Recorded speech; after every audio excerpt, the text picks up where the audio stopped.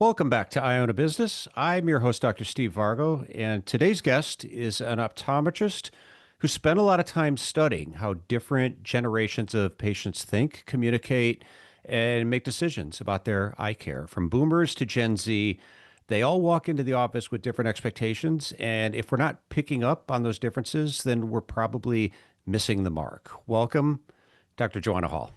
Hi, thanks for having me. Yeah, it's a pleasure to have you here. It's an interesting topic, and I know it's something that you speak on. You've got a Mhm. lecture you recently gave on this topic.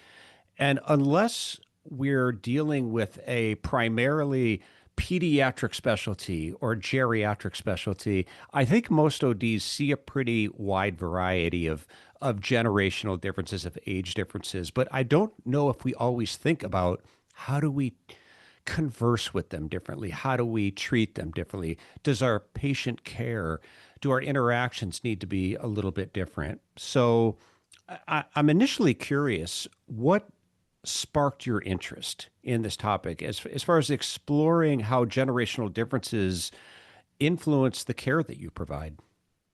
So I've always been very interested in the patient experience, and through my 20 years, I have explored personality profiling and all sorts of various methods to sort of figure out ways to communicate better with the variety of patients that we have. And honestly, sometimes like I got really into it. I got into Enneagram, I've gotten into, disc profile, all sorts of different things through the years. And I realized that while I really geek out on those sort of things, not everybody really does. And so my staff would sometimes be like, "Yeah, we're not as good at profiling these people as quickly as you are. This is really hard for us." And so I got to thinking about what can we do? How can we specialize this in a way that like anybody can do this? And one of the things that really unites people, and obviously there's always outliers when you're talking about any of these things, but one of the things that unites people is their stage of life and the eras in which we were raised, the defining events that kind of shape who we are. And so with this generational model, I mean, we have everyone's date of birth. So it's really easy for us to go, okay, this person is 47. And what do we know about 47-year-olds? Well, most likely this. And then we can sort of customize the way that we present new ideas, suggestions, recommendations to them in a way that they're more likely to be able to receive it and it really resonate with them. How do you find out what this, and this is when you take a 47-year-old, a 62-year-old, a 13-year-old? And you mentioned something that I'd like to circle back to, if not now, maybe a little bit later, but personality profiles. It gives you the results. And I don't know if anybody, well, I'm sure there have, but that sounds like something you've offered your team. Hmm. Okay. I highly recommend that. I've had one done on myself. We did them at iDoc.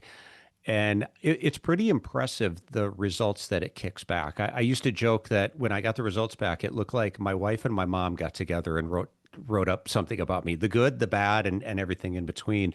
So it's really a valuable tool, I think, to have for your staff. But it tells you what to expect out of that person, how to interact and engage. But I'm just curious how something like that would relate over to patient care. We don't necessarily have that profile. Right. And that was the part that made it difficult, right? So with my staff, we've done personality assessments. We've done, strengths finders and all of these different things to figure out how we work well together. And when you have hours and hours to, invest in your team, which I encourage people to do because the yield is incredible. Like you said, you get all of this information about, this person I can't talk to the same way that I can this other person. And knowing that going in really allows you to connect with your team on a deeper level. But then taking some of those things into the exam room, I always thought it was kind of fun. So the four personality types that are like, the golden retriever, the driver, the what is it? Phlegmatic, sanguine, choleric, and melancholy, right? So your golden retriever personality, your happy-go-lucky, your otter, who's the busy bee. Um, I can't remember the other two right now, but nonetheless, I would kind of make it a game to see if I could figure out who is this person that's in my chair. And as we've gotten busier and, I've gotten a little older and probably a little more distracted, I've not been as good about doing those things. And so it's one of those things you have to really focus on. And if you can figure those things out, like I know the patients that, if I've been seeing you 5, 10 years, I know the guy that wants all the details. And I know the girl who really just wants me to fly 10,000 feet and give her the bullet points. And being able to communicate to them in that way is super, super helpful. But you can't always do that. And so, my interest in generations really came from looking for something that I could teach a new team member in an hour everything that they needed to be able to customize the presentation to the patient and meet them where they are. I used to work with an OD who would make notes about patients, and there was Hmm. these obscure things. And I one day I just asked him, why are you writing this on the chart? The old days of paper charts. You know how many Hmm. kids they had, where they like to go on vacation. He says, because I'm not going to remember it, but it's the kind of things that I had a conversation with them, and I want to bring it up next time they come in to be able to connect with them. And I just thought that was a great um, strategy, so to speak, for being able to connect with somebody on an ongoing basis because you're not going to remember all those things. No, and you're not even like for me, I have 3 kids. I'm involved in church, in our community. My kids are in sports.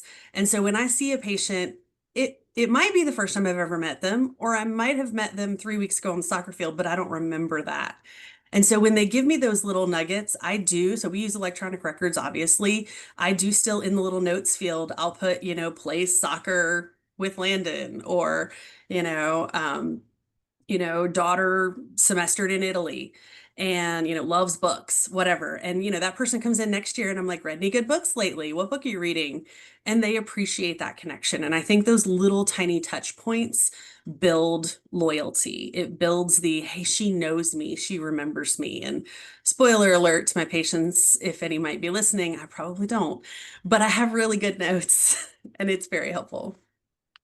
Well, I think it was uh, Dr. Robert Cialdini who wrote the book Influence, who talks about a Mhm. lot of the factors that play into how much influence we have with people. And he talks a lot about likability, that we're going to be more likely, we're going to have more influence over other people, and not intended in a manipulative way, but just No.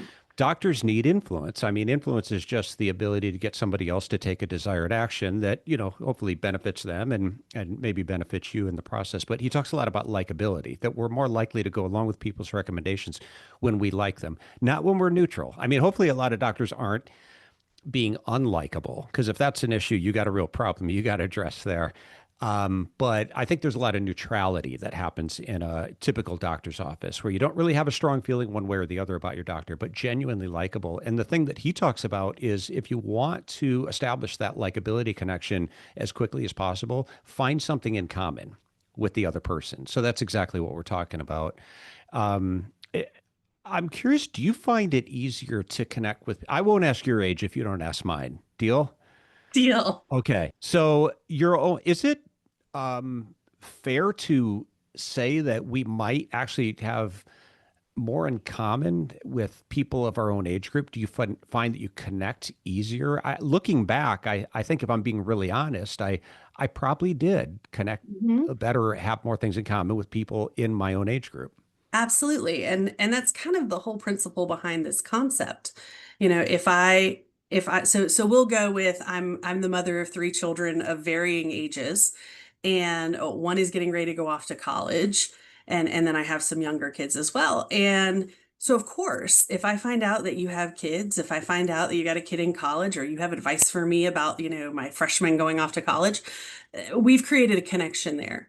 And so when we look at genres of people, as I near retirement, farther down the line, I imagine those people that come in and go, I've got 2 months left. I'm going to have a lot more to say to them, and we're going to relate in a different way than someone who's maybe just starting their career. What do you think are some of the common assumptions that eye professionals make about certain age groups that might be outdated or inaccurate today? Oh gosh, this is one of my favorite questions. So we assume that young people don't have any money. And so We because assume that nobody has money I in eye mean, care, but I get your point. Yeah, I also joke that. sometimes. Yeah. Also that. It's a little bit easier, you spot someone and we really should not. We preach and preach and preach that we should not judge someone based upon the way they look or how they present themselves in their office. But the 65-year-old man who drives in with a Corvette with the top down, we know he has discretionary income. I don't think that's a stretch. But we have this concept or this understanding that, if you're under the age of, let's say, 30, that you're probably broke because we were maybe broke. But things are not the same as they were when we were a bit younger.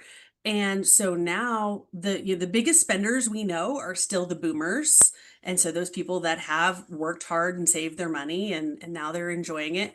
But the second group just behind them are millennials. And millennials are spending on experiences. They're not interested in buying flashy cars. They're interested in taking cool trips and going to concerts, things like that.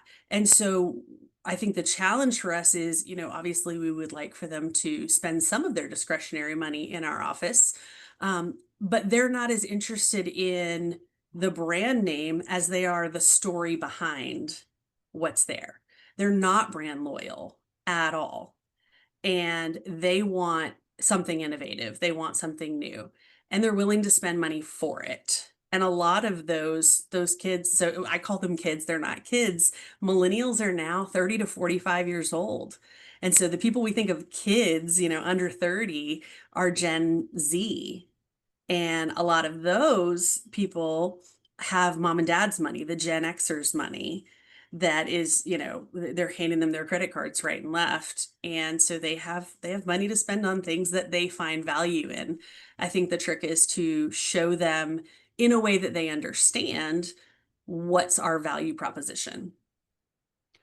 It's some great points you make about how to interact with people differently, different age groups, different generations, what's important to them, and Mhm. not having it be what you referred to. You and I had a call a few weeks ago preparing for this, and you mentioned on that call that we've evolved past the what you termed the one size fits all approach to, as we can maybe transition here into, as you were talking about discretionary spending and how people spend their money, you were referring to contact lenses. And I think that was a great statement that definitely fits modern times. We've evolved past the one size fits all approach to contact lenses.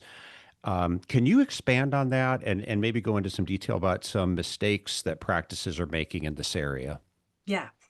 So if it's cool, I think would it be okay if I kind of go through the different generations and talk about how I would talk to them in that way? Is that cool? Yeah, Okay. absolutely. So we're not going to talk about the kids under 13. They aren't really decision makers. But the youngest generation that we have is Gen Z, and those are currently 13 to 28. We know that most people, 2 out of 3 people, start in contact lenses between the ages of 11 and 20. So this Gen Z is our prime group to kind of initiate that contact lens conversation and start the next generation of contact lens wear. And so for them, they're very eco-friendly.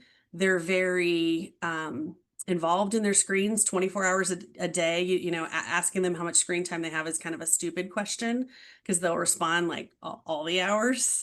And they're very into an aesthetic. And so they're into things like sustainability. And so, offering them a QR code with links for more information so that they can do their research.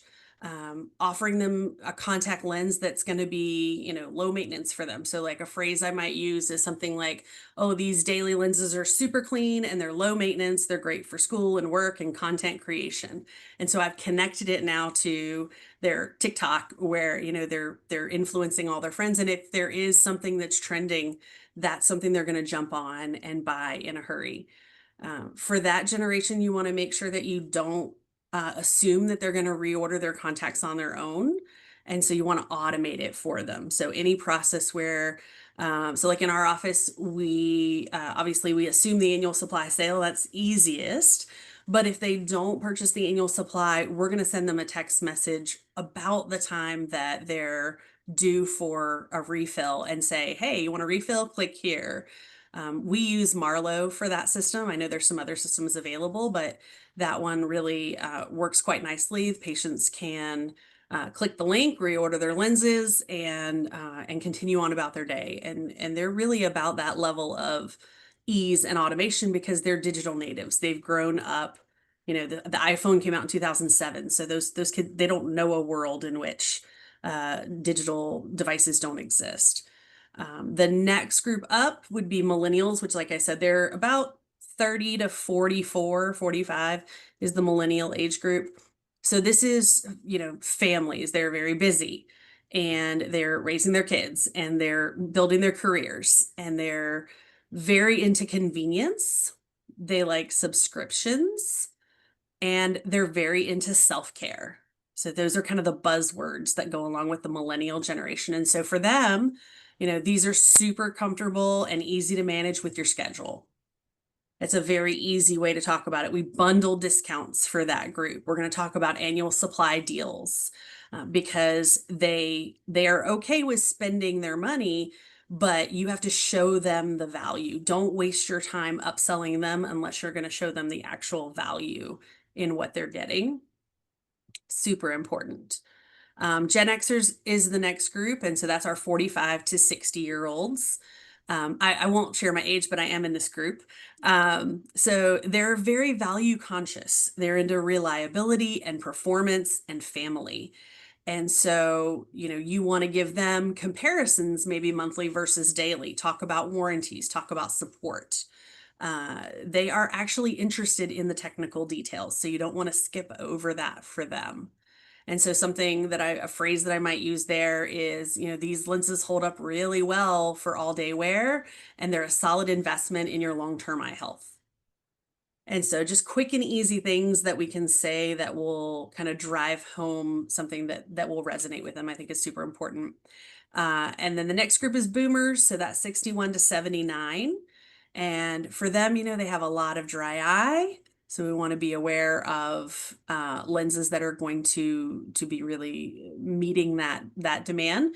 And then they're very interested in comfort, safety, and they really appreciate doctor recommendation. So if we go back to the Gen Z and the millennials, they want to know influencer recommendations.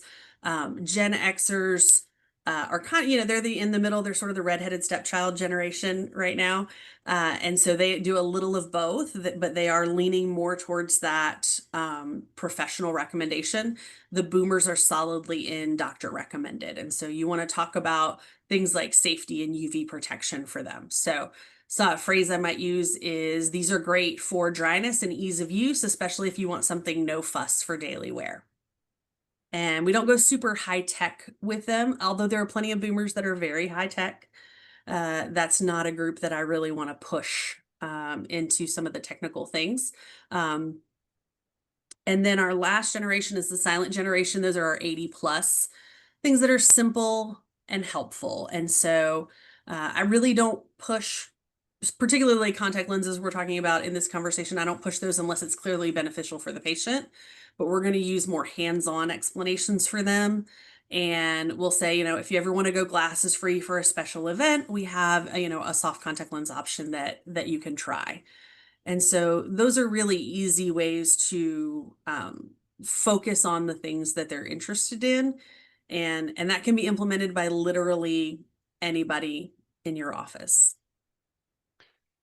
They're subtle shifts, but valuable. So I hope anyone listening to this might consider going back over that last section and making some notes on the things that you mentioned, or do your own homework or research on these different generations, because it could make all the difference between being able to connect with them, speak their language, understand their preferences, and be able to adapt and customize that approach for that individual. If we could stay on the topic of contact lenses, and the theme of personalizing care, could you give an example of how listening to a patient's lifestyle helped you choose the right lens for them? And feel free, if you're comfortable with it, to share any lenses that you prefer for patients and why those have been a good option for your practice in recommending or prescribing. Sure. So I think the biggest one for me, and this is going to be a little I didn't expect, I'll say. I had so I live near a big university. So we have a good bit of students. There's also law school and a med school there. So there's lots of graduate students, heavy reading, lots of screen time. And I had a 27-year-old, so she would be in Gen Z, and she comes in and she's like, I'm studying, I'm in law school, and I just can't focus. My eyes are getting so dried out, and I don't have any trouble when I'm not studying, but I mean, I study like all the waking days. And I said, well, tell me more about, how you live your day. What are you doing? And she's like, well, I'm on my screens for school. I'm on my screens for entertainment. I'm constantly, uh, you know, staring, just staring all day long. And so obviously she had dry eye. And so we looked at that and we started with just, okay, well, let's try some artificial tears, or let's do this, or let's do that. And I kind of set her on her way. I said, try this out, let me know how it goes. She calls back and she's like, this is just not getting it. Like, my eyes don't feel as dry, but I can't, like, I'm still not able to do this well. And I switched her. So she was, at that time, she was in a monthly replacement lens for value. She was concerned about price. And so I said, well, I do have some better lenses that are available. I do think that you would find they're going to be more comfortable. The lenses that I wear. And I put her in Total One. And she said, immediately, as soon as I put them on her eyes, she's like, these are so incredible. And I said, these are breathable and they're great for your screen time. And, they're eco-friendly packaging and there's all of these things. And she was like, oh, well, that was the whole reason I didn't want to do dailies, was because I thought it was bad for the environment. And I was like, well, actually, all of this is recyclable, even the contact lenses. And there's a smaller carbon footprint in a daily disposable than there is in the solutions and the cases that you would use with a reusable. And she was like, "Oh my gosh, well that changes everything." And so we put her in Total One. She was absolutely thrilled. And she ended up doing a video about it. And we had three more people that were friends of hers that came in and said, "Hey, I want that lens that she had." And I was like, well, and I have to kind of like secretly look up, well, what did I put her in? Without them knowing the specifics there. But it allowed me to think about it. I typically would have used Total One maybe as a problem solver lens, not as a go-to, but because we chatted through everything and really customized that to her lifestyle, she's a patient for life. And now she's a lawyer, and I actually put her in a Total One multifocal at 31 years old because she's reading so much. And she's like, well, I can see. It's not that I can't see, but I just get so tired. And so I put her in the multifocal, and now she can read without, reading glasses, because she was using reading glasses, which, when I think about it, I'm like, well, that's crazy. Why would you use them at 30? But then I remember in optometry school that I would use reading glasses when I was studying, because your eyes just get so tired after a while. And so I think, getting outside the box, getting outside the notion of, this is for this group of people, this is for that, and really listening to people's needs allows us to create an experience for them that they're willing to invest in.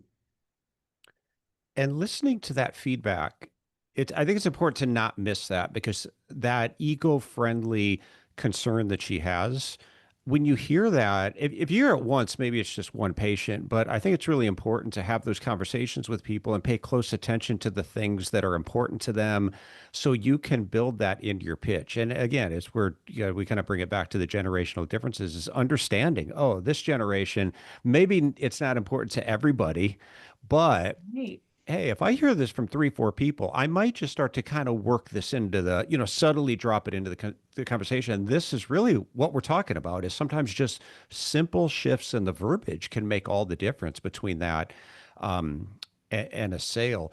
Aside from that, let's you take a lens like Total One, which the feedback I've heard from other doctors has been fantastic. But do you find, are there any other things that you find that move the needle on dailies? Because I think we sometimes get in the way, as you mentioned before, we assume young people don't have money. I think sometimes optometrists assume nobody has money. Somehow Yeah. everybody sitting in our chairs is suddenly dirt poor and doesn't have the money to do it. But we make that assumption when we don't give patients sometimes a chance to even explore or try different options. So a lens like Total One, I mean, do you find that just getting those lenses sometimes on the patient, letting them make the decision converts, a lens like that might just convert itself? Absolutely. And I think I've seen that, and I've seen that with Precision One as well. So, I was, back a long time ago, I was a Dailies Aqua Comfort person. I thought that lens was amazing. And then Total One came out, and then Precision One came out, and I slowly shifted people through the years. Um, I myself wear Total One, and so I'm a big fan of it, but you're right. I just assume that, nobody else can afford that. And, but I would pay for it because I've worn the various lenses and I know that nothing feels as good on my eyes as that lens. And I've seen a similar thing with Precision One, even as more of a workhorse lens for people, taking them from a standard hydrogel lens into a silicone lens. They put it on and they go, wow. And even my monthly wearers, I'm like, hey, why don't we try a daily? You're talking about, trouble with end of day, or you're having issues with your lens is not making it the full month, because one of the questions I like to ask is, tell me, how could I make your contact lenses better? If I had a magic wand, how could I make them better? And they're like, oh, like week 3.5, they kind of get crummy. And I'm like, well, what if we never made it to week 3.5? What if we just replace them more frequently? And they're like, well, I don't know. And I'm like, well, why don't we just try them? Let's just put them on, see what you think. If you don't like them, we're not married to this decision. We can always change our minds. And let's just see what you think. And they'll put them on and they're like, oh my gosh, like this is phenomenal, and those lenses sell themselves. And I think that we shoot ourselves in the foot. I think it's long been well established that optometrists undervalue their own services. But I also think that we undervalue the proposition of the products that we have available to us. And we're just assuming that people want the cheapest option, or, the quote easiest solution. And I think that we're missing the mark there, because if that were true, then the only, the Pinto would have been the best selling car of all time, because it was certainly the cheapest. And clearly that's not the case. And so I think we have to look at our patients with a level of respect, because if I walked into a Louis Vuitton store wearing jeans and a t-shirt and someone assumed that I didn't have the money to buy a purse, well, I'm probably not going to buy a purse. Don't treat me like I can't afford it. And yet I feel like we do that so often with our patients. And so I think, the patient showed up, they want your recommendation. They want to know what's newer and what's better. And I think the more that we take the time and we say, hey, this is going to give you freedom to work and play and parent without missing a beat. This is going to give you ease of use and comfort all day long, something you don't have to think about in your busy life. That's going to resonate with people. Yeah, I think we've lost so much money. The average OD leaves so much money on the table from assuming. Oh, sure. I think that gets us in so much trouble. And we have to realize, and I think if you can communicate this to the patient as well, um, the cost of inaction, there's always a cost to not doing something, Mm, right? So there's a cost to paying more money for contact lens. Like if you got a, let's say, brand A and you're going to switch to brand B and it costs more, there's obviously a cost, out of pocket cost to that, let's say, but then not making that switch for somebody who's actually having a problem that we could help with. I think right. it's much more difficult when you've got the patient who comes in and says, I'm not having any problem with my contacts and we want to switch them into something else for our own reasons. I'm not saying that's a bad idea. There may be clinical reasons, there may be eye health reasons, obviously. It's just, I think we got to agree it's a harder transition because the Oh, without a patient doubt. doesn't understand. But when there's a pain point there, when we're dealing with dry eye, when we're dealing with irritation, somebody who does a lot of device work. And by the end of the day, their eyes are sore. We just give them a chance. We hand them those daily ones, those precision lenses, and let them make up their own mind. I think what people genuinely want to feel is confident in their decisions. And if we're not confident, they're never going to be confident. And they're just going to say, nah, I'll just stay with what I got. I don't want to spend the additional money. We have to be confident and not worry about the price. If you just let them try it, you'll learn whether or not it's all about price. They can say no, that's fine. But I think what you find is a lot of those people start to go through the process of in their head of saying, you know what, they're a little bit more, but for the next year, I'm not going to have to feel all this dryness and I'm not going to have to feel this irritation, which is a fantastic thing that a lot of people would be willing to pay for. Well, and particularly when we're talking about dry eye with contact lenses, which I think is just like the number one contact lens issue, you know, they're buying artificial tears, which are not cheap. If you've walked the aisles of the store lately, it's kind of crazy how expensive they are. And so even if they move from putting in an artificial tear, from 3 times a day to once every couple of days, that's a savings. And that's going to be realized. And so it's a bit more incremental, but it's also less of a hassle. Like who wants to have to sit and put eye drops in their eyes all day long? I know I don't have time to. And so I certainly expect that my patients don't have time as well, or the desire to go through that. And I think making those little changes increase the quality of their life. One of the things that I've been very interested in lately is blue light protection. And the jury's still out. It's 50%, I think was the latest study. Half the people appreciate an improvement in digital eye strain and fatigue, and the other half really didn't notice a big difference one way or another. But we do know that blue light increases cataracts and macular degeneration. And we do know that blue light is a big buzzword with our patients. And so a lot of times, a patient will come in, they're perfectly happy with their lenses. And they're like, yeah, like, I haven't had any issues. I haven't had any problems. And I'm like, that's great. I'm so glad that you're doing well. I'd be remiss if I didn't tell you that we have some new lenses that offer blue violet protection. And they're like, what? No, I've been wearing those little Amazon glasses over them. And I would love it if that was built into my contact lenses. And I'm like, well, let's give them a shot. Let's see how you do. And it's really just that simple, right? And so just giving them one little value proposition that shifts their thought process. And I don't understand why we think a patient just wants to stay in the same thing forever and ever. Because when's the last time that you went in to buy a new car or a new phone and you got the same model, year, and everything that you got before? Like it just doesn't happen. Like you go in, even if you get a new iPhone, you're getting the 16, you're not getting the 14 or whatever it was before. And we have this constant improvement in technology in every other field, and we don't create, that's on us. We do not create the value proposition to say, hey, technology has really improved things in contact lenses. I have some new options that I'd love to let you take a shot and see how you think about them. Like just give them a test drive, see what you think. And the majority of the time, the patients will stick with the new lens. They like that upgrade. They don't know what better feels like if they've never tested it.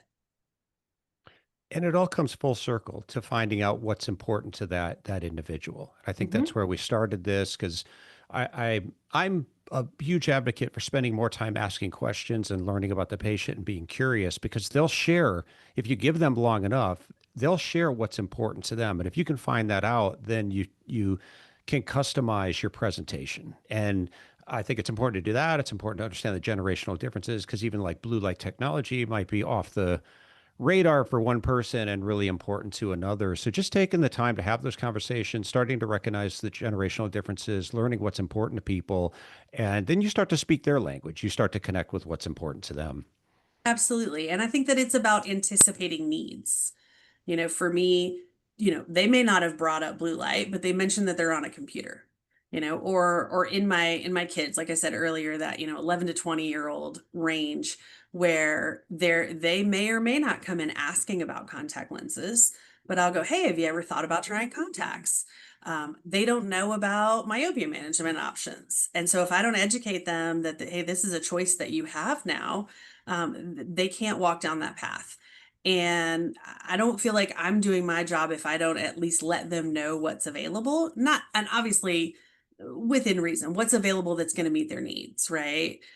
This isn't a supermarket. So we want to make thoughtful recommendations that are going to move the needle in their lives. And that's where this generational thing comes in, because the person who's going to respond like to the blue light is maybe going to be my Gen Zs and my millennials. But I mention it to my Gen Xers because they have kids. They're the parents of those Gen Zs. And so, I mention those things to them, and taking those little tidbits and saying, "Hey, I just thought I'd let you know this is available. I think this might be beneficial to you." And it doesn't take any longer than it does to go, "Everything's great. You're doing just fine. Let me, rinse and repeat." Um, it's very important that I give them a value proposition. And any way that we can show a patient that it's important for them to continue to come back to our office year after year is going to increase their loyalty, and it's going to make them feel good about the money that they're spending in our office. We talked about those Gen Xers are most value driven and the millennials are most experientially driven. And so when I'm talking to those two different generations, which are kind of the largest groupings that we see, right? I want to talk about, you know, why is it important to come in? Why is it important to come in yearly? What are we doing this for? Because they can order their contact lenses online. They can renew online for 20 bucks and bypass my office altogether. That group that's like 18 to 40, they can renew year after year, unfortunately, for years on end for 20 bucks. And if I don't give them the value proposition as to why, rinse and repeat, I'll see you next year, same lenses, no changes, they don't need to see me to do that. If every single time they come in, I'm saying, "Hey, this is new. Hey, this is different. I want to make sure you're aware of the latest and greatest technologies and the best way to take care of your eyes," then they see the value in my professional opinion. Well, my fellow Gen Xer, this has been fantastic. I don't think we've covered this topic, so really appreciate you coming on and sharing. Anything else you want to share before we sign off? I would just say, as we head into fall, it's back to school time, and so thinking about those kids that are maybe starting in contacts, I know there's going to be a lot of ads and marketing that's flooding the area. Alcon is doing a wonderful marketing campaign about starting kids in contact lenses. And so just keep that in mind. Don't be afraid to offer contact lenses to your patients. They're going to see that digital marketing on Instagram and TikTok. And, you know, start the conversation, even with the parents, so that they can have the conversation, with the child, and don't be afraid to upgrade them. Don't be afraid to try something new for them so that they continue to be loyal to your business. Well, thank you so much. Great place to close. I think there's a lot of this ties right back to loyalty Yeah. and connection and connecting, communicating, speaking the language of the patient, and they'll be loyal to you. You made a good point before. They have options now. A lot of them are right there on the internet, real easy. So we've got to do our part on the value proposition side. So, Dr. Joanna Hall, thanks so much for your time. Thank you so much, Steve. It was a pleasure to chat with you today. Thanks to Joanna, and thanks everyone for listening. We will see you in the next episode.